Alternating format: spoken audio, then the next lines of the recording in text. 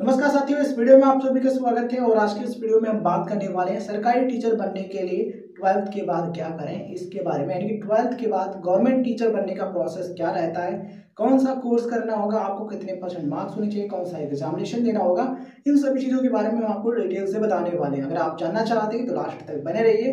Right and flip का video अगर आप लास्ट तक देख लेते हैं तो कोई भी कंफ्यूजन आपको नहीं रहने वाला है। चलिए शुरुआत करते हैं कि 12th के बाद टीचर बनने के लिए आपको आखिर करना क्या होता है। तो 12th के बाद आपको डिग्री या फिर डिप्लोमा करना होता है टीचिंग की फील्ड में। उसके बाद आपको टेट एग्जामिनेशन क्वालिफाई करना होता है। टेट यानी कि टीचर एलिजिबिलिटी टेस्ट, यानी कि शिक्षक पात्रता परीक्षा। ये एग्जामिनेशन आपको क्वालिफाई करना होता है। देखिए, अलग अलग राज्यों में टेट का एग्जाम कराया जाता है। अगर आपको राज्य के स्तर पर यानी किसी स्टेट में, अगर आपको जो किसी स्टेट का जो प्राइमरी स्कूल है वहां पर अगर आपको प्राइमरी टीचर बनना है, ठीक है, या फिर टीजीटी बनना है या फिर आपको पीजीटी बनना है, तो उस हिसाब से आपको टेट का जो एग्जाम है वो क्वालिफाई करना होता है। मतलब कि वहां का टेट का एग्जाम क्वालिफाई करना होता है। अगर आपको केंद्रीय स्कूल में बनना है टीचर, देन आपको सीटेट का जो एग्जामिनेशन है ये क्वालिफाई करना होता है।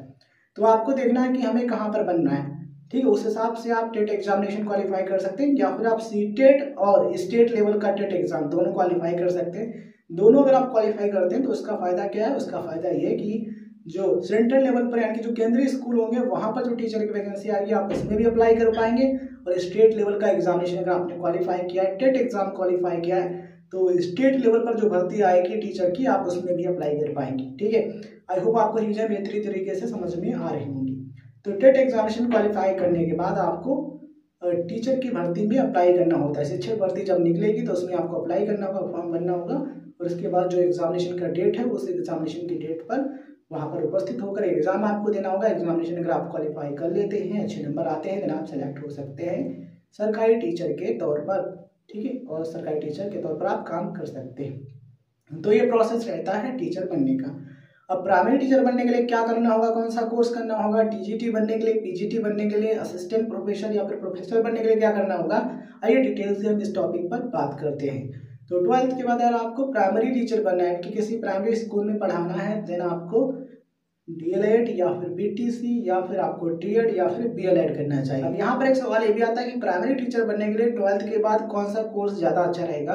तो अगर आपने केवल 12th किया यानी कि 12वीं के या फिर 12वीं के समकक्ष परीक्षा पास किया, आपने ग्रेजुएशन का डिग्री नहीं किया है, देन ऐसे में आपके लिए ज्यादा अच्छा रहेगा बीएलएड का कोर्स। बीएलएड यानी कि बैचलर ऑफ एलिमेंट्री एजुकेशन, 4 साल का कोर्स है। ये बैचलर डिग्री कोर्स यानी कि ग्रेजुएशन वाला कोर्स है। तो इसको अगर आप कर लेते हैं तो पहला फायदा क्या है कि आप एलिमेंट्री एजुकेशन का कोर्स कर लिया, यानी कि आप उसके बाद प्राइमरी टीचर बनने के लिए एलिजिबल हो जाएंगे।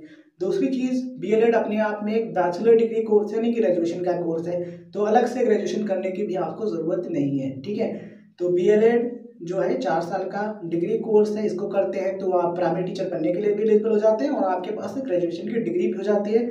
और बीएलएड अगर आपने किया है, देन आप गवर्नमेंट एग्जामिनेशन जो होते हैं ग्रेजुएशन के लेवल पर, यूपीएससी, एसएससी, और इसके अलावा जो बैंकिंग में एग्जामिनेशन है आईबीपीएस पीओ या फिर एसबीआई पीओ, एसबीआई क्लर्क, इसके अलावा आईबीपीएस क्लर्क, इसके अलावा और भी कई सारे एग्जामिनेशन है जो कि ग्रेजुएशन के लेवल पर होते हैं। दरोगा बनने के लिए भी आप एलिजिबल हो जाते हैं, यानी सब इंस्पेक्टर की जो भर्ती है उसमें भी आप अप्लाई कर पाएंगे बीएलएड करने के बाद। तो डिग्री के अलग फायदे हैं। तो बीएलएड अगर आप करेंगे तो डिग्री भी हो जाएगी साथ में, और उसके बाद आप प्राइमरी टीचर बनने के लिए भी एलिजिबल हो जाते हैं। वैसे आप पर डिपेंड करेगा, डिप्लोमा कोर्स भी कर सकते हैं, डिप्लोमा करके भी आप प्राइमरी टीचर बन सकते हैं। डिप्लोमा 2 साल का होगा और बीएलएड का कोर्स 4 साल का होगा। तो ये बिल्कुल आप पर डिपेंड करेगा, हमने आपको सलाह दे दी है, वैसे आप अपने हिसाब से देख सकते हैं। अगर आप कम समय में टीचिंग का जो कोर्स है ये कंप्लीट करना चाहते हैं तो आप डिप्लोमा कर सकते हैं। बट अगर आपके पास टाइम है और आप चाहते हैं कि हमारे पास एक डिग्री भी हो, बैचलर डिग्री भी हो, और हम टीचर बनने के लिए एलिजिबल भी रहें, देन आप बीएलएड कर सकते हैं। आई होप आपको चीज़ें समझ में आ गई होंगी। ठीक है, तो 12th के बाद आप डीएलएड, बीटीसी या फिर डीएड या फिर आप बीएलएड कर सकते हैं। और उसके बाद जो टेट का एग्जामिनेशन है, टेट का पेपर 1 क्वालिफाई करना होगा आपको। तो टेट का जो पेपर 1 है वो क्वालिफाई कर लेते हैं, उसके बाद आप शिक्षक भर्ती में अप्लाई कर पाएंगे। प्राइमरी टीचर की जो वैकेंसी आएगी आप उसमें अप्लाई करने के लिए एलिजिबल हो जाएंगे। और वैकेंसी में अप्लाई करते हैं तो एग्जामिनेशन क्लियर करना होगा। एग्जामिनेशन क्लियर करने के बाद आप प्राइमरी टीचर के तौर पर काम कर सकते हैं। कक्षा 1 से 5 तक के जो स्टूडेंट्स हैं उनको आप पढ़ा सकते हैं। अब हम बात करते हैं टीजीटी यानी ट्रेंड ग्रेजुएट टीचर की। अगर आपको कक्षा 6 से 8 तक के स्टूडेंट्स को पढ़ाना है, टीजीटी टीचर बनना है, तो क्या करना होगा। तो उसके लिए आपको 12th के बाद ग्रेजुएशन डिग्री करनी होगी, यानी किसी भी सब्जेक्ट में आप ग्रेजुएशन डिग्री कर सकते हैं। और उसके बाद आप बीएड कर सकते हैं। और बीएड करने के बाद आप अप्लाई कर सकते हैं टेट एग्जामिनेशन के लिए। टेट का पेपर 2 आप क्वालिफाई कर सकते हैं। देखिए, अगर आपने ग्रेजुएशन किया है और ग्रेजुएशन के बाद डिप्लोमा किया है तब भी आप टेट के पेपर 2 के लिए एलिजिबल हो जाते हैं। तो ग्रेजुएशन के बाद आप टीचिंग की फील्ड में एलिमेंट्री एजुकेशन में डिप्लोमा कर सकते हैं या फिर आप बीएड कर सकते हैं, बैचलर ऑफ एजुकेशन कर सकते हैं। ठीक है, उसके बाद आप अप्लाई कर सकते हैं टेट एग्जाम के पेपर 2 के लिए और उसको क्वालिफाई करने के बाद आप टीजीटी टीचर की वैकेंसी में अप्लाई कर पाएंगे। एग्जामिनेशन कौन सा देना होगा? टेट का एग्जामिनेशन स्टेट लेवल पर अलग अलग स्टेट्स में अलग अलग नाम से जाना जाता है वो एग्जामिनेशन, या फिर केंद्र के स्तर पर बनना है, यानी कि केंद्रीय स्कूल में बनना है, देन आप सीटेट का एग्जामिनेशन क्वालिफाई कर सकते हैं, सीटेट का पेपर 2।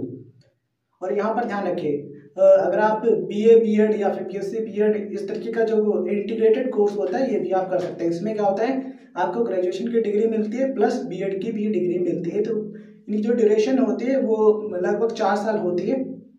ठीक है, तो 12th के बाद आप चाहते हैं एक साथ हम कोर्स कर लें तो आप BA BEd BSc BEd BCom BEd ये जो कोर्सेज है ये भी कर सकते हैं। और उसके बाद आप अप्लाई कर सकते हैं सीटेट या फिर स्टेट लेवल के जो टेट एग्जामिनेशन है उनके पेपर 2 के लिए। उनको क्लियर करने के बाद शिक्षक भर्ती में आप अप्लाई कर पाएंगे। एग्जामिनेशन क्लियर करके आप टीजीटी यानी कि ट्रेंड ग्रेजुएट टीचर बन सकते हैं। कक्षा 6 से 8 तक के स्टूडेंट्स को पढ़ा सकते हैं। तो ये प्रोसेस रहता है टीजीटी यानी ट्रेंड ग्रेजुएट टीचर बनने। अब हम बात करते हैं पीजीटी यानी पोस्ट ग्रेजुएट टीचर की। 12th के बाद क्या करें?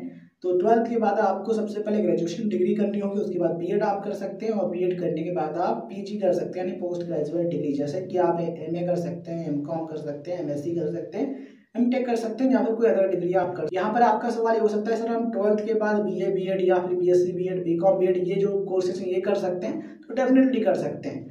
12th के बाद आप BA BEd BSc BEd BCom BEd ये कोर्स कर सकते हैं। उसके बाद पोस्ट ग्रेजुएशन डिग्री यानी कि आप एमए एमकॉम एमएससी इस टाइप का कोर्स कर सकते हैं। और उसमें सब्जेक्ट आप वो सिलेक्ट करें जिसमें आपका इंटरेस्ट हो और जिसमें आप टीचर बनना चाहते हैं, जिस सब्जेक्ट का टीचर बनना चाहते हैं उस हिसाब से आप अपना सब्जेक्ट सेलेक्ट कीजिएगा पीजी में। और मिनिमम आपके 55% मार्क्स होने ही चाहिए डिग्री में, इस चीज़ का आप ध्यान रखेंगे। और उसके बाद आप अप्लाई कर सकते हैं शिक्षक भर्ती में। पीजीटी शिक्षक की जो भर्ती आएगी उसमें आप अप्लाई करेंगे, एग्जामिनेशन को क्वालिफाई करेंगे, अच्छे मार्क्स आते हैं तो आप सेलेक्ट हो सकते हैं पीजीटी की पोस्ट पर, पीजीटी टीचर आप बन सकते हैं। बात करते हैं असिस्टेंट प्रोफेसर या फिर प्रोफेसर बनने के लिए क्या करना होगा 12th के बाद, इसके बारे में। तो 12th के बाद आपको अपना ग्रेजुएशन डिग्री यानी कि बैचलर डिग्री कंप्लीट करना है। बैचलर डिग्री आपको उस सब्जेक्ट में करना चाहिए जिसमें आप इंटरेस्टेड हों, जिसमें आपको आगे चल के करियर बनाना है, मतलब कि जिसमें आपको टीचर बनना है या फिर प्रोफेसर बनना है, उस सब्जेक्ट में करेंगे ज़्यादा अच्छा रहेगा।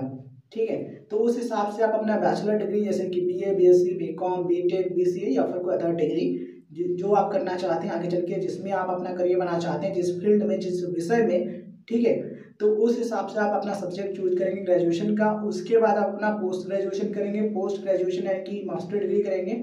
मास्टर डिग्री में आपके कम से कम 55% यानी कि मिनिमम 55% मार्क्स लाए हैं, 55% से कम नहीं होने चाहिए। ऐसा क्यों? क्योंकि आपको उसके बाद यूजीसी नेट या फिर स्टेट लेवल का जो एग्जामिनेशन है वो क्वालिफाई करना होता है। और उस एग्जाम को क्वालिफाई करने के लिए कम से कम आपके 55% मार्क्स तो डिग्री में होने चाहिए, ऐसा एलिजिबिलिटी क्राइटेरिया है इसलिए। ठीक है, तो ग्रेजुएशन डिग्री, उसके बाद post graduate degree minimum 55% marks के साथ, और उसके बाद आप अपना यूजीसी नेट या फिर स्टेट लेवल का जो एग्जामिनेशन होता है, स्टेट एलिजिबिलिटी टेस्ट होता है, ये आप क्वालिफाई करेंगे। और इसके बाद आप असिस्टेंट प्रोफेसर का जो रिक्रूटमेंट होगा उसमें अप्लाई करने के लिए एलिजिबल हो जाते हैं। अब बिना पीएचडी के भी आप अप्लाई कर सकते हैं असिस्टेंट प्रोफेसर का जो वैकेंसी होगा उसमें। ठीक है, वैसे आप चाहे तो पीएचडी भी कर सकते हैं और पीएचडी नहीं किए हैं तभी आप असिस्टेंट प्रोफेसर बनने के लिए एलिजिबल हो जाते हैं। तो पीएचडी कर लेते हैं, उसका अपना अलग फायदा है, अगर आपके पास टाइम है तो कर सकते हैं, और अगर आप नहीं करना चाहते हैं देन पोस्ट ग्रेजुएशन और यूजीसी नेट या फिर स्टेट लेवल का जो एग्जामिनेशन होता है उसको क्लियर करने के बाद आप असिस्टेंट प्रोफेसर का जो वैकेंसी होगा, सहायक प्रोफेसर का वैकेंसी होगा, उसमें अप्लाई कर सकते हैं। एग्जामिनेशन को क्लियर करके आप बन सकते हैं सहायक प्रोफेसर यानी कि असिस्टेंट प्रोफेसर। तो इस तरीके से आप असिस्टेंट प्रोफेसर बन सकते हैं और प्रमोशन से आप फुल प्रोफेसर बन सकते हैं। तो ये प्रोसेस रहता है असिस्टेंट प्रोफेसर बनने का।